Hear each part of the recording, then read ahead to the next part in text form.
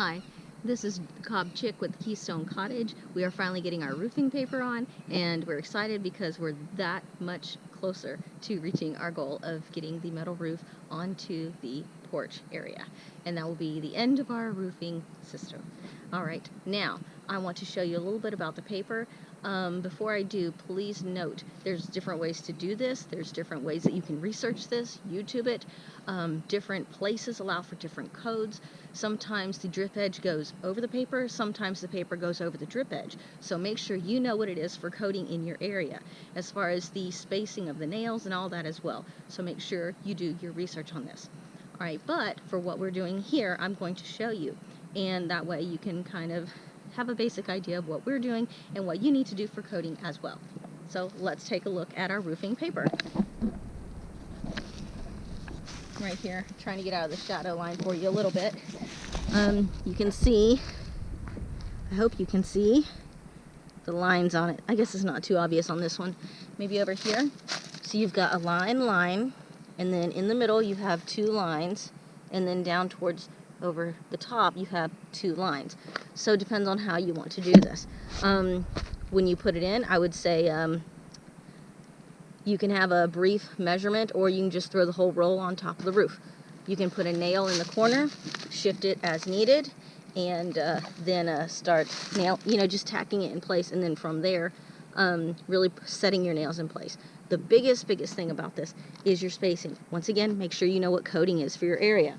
So I believe what we had was every 6 inches on the edge all the way around.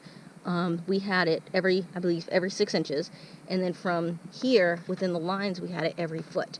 So for instance, your paper would line up, okay, let's say right here we'd have every foot, but then your next layer would line up to here or a little further down. Once again, that's coding as well as far as your overlapping, and from there we'd have it spaced down. I hope I'm not being too confusing with all this. The main thing is know your coding for your area. Right here, this I think is something that is important to note.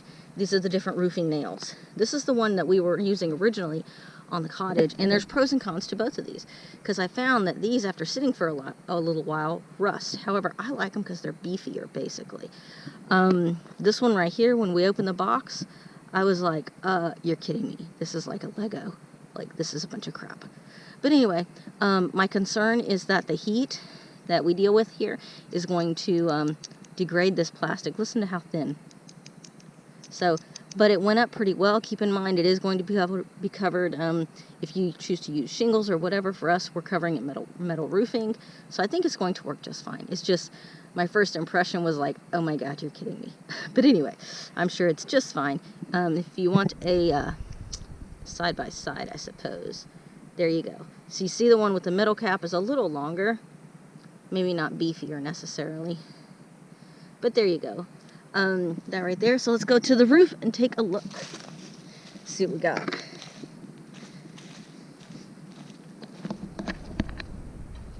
Something we've noticed too is that our footprints show up on this, and if you sit on it, let's just say don't wear good clothes. Alright, here you go. It's kind of reflecting, kind of a mixture of the new ones and the old ones. Shadows, all that good stuff. So we just kind of brought it to the edge. We cut it up here and just moved the roll as we needed it. That's what we did. So I do hope this was informative for you. Thank you so much, and I hope it wasn't too confusing. Most importantly, know what code is for your area. All right, thank you so much for watching. Bye.